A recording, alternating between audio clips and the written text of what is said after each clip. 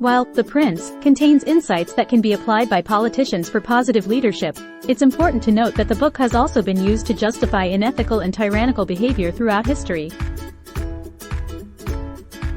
Here are some lessons or strategies that bad politicians, tyrannical kings, and dictators might misinterpret or misuse from the book. Manipulation of perception.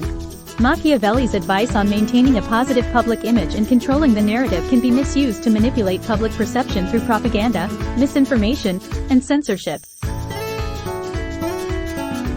Bad politicians may employ these tactics to create a false sense of stability and support.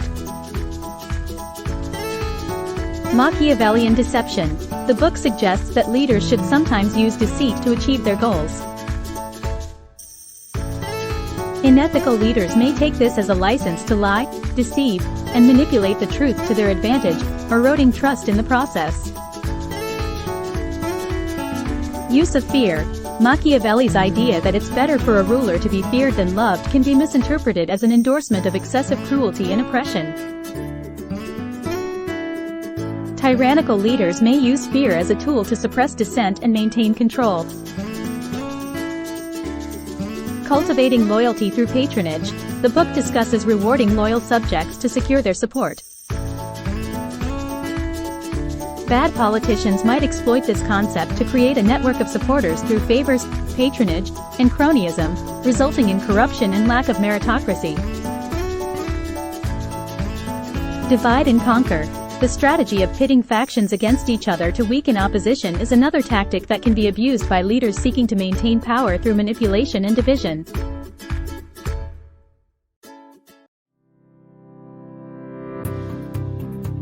Selective application of ethics. Machiavelli's suggestion that leaders may need to act outside of conventional ethical boundaries for the sake of the state can be used to rationalize oppressive actions and human rights abuses. Use of force. The book discusses military prowess and the need for a strong military. Tyrants and dictators might interpret this as an endorsement of aggressive expansionism and militaristic policies that prioritize their own power over the well-being of their people. Ignoring moral constraints.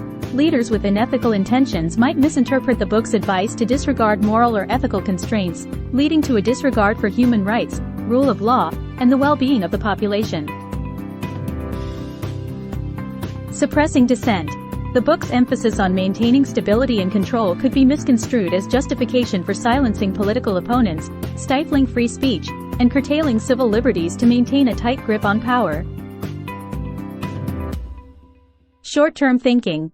Leaders who focus solely on maintaining power and stability without considering the long-term welfare of their citizens may undermine sustainable development and the overall well-being of the nation.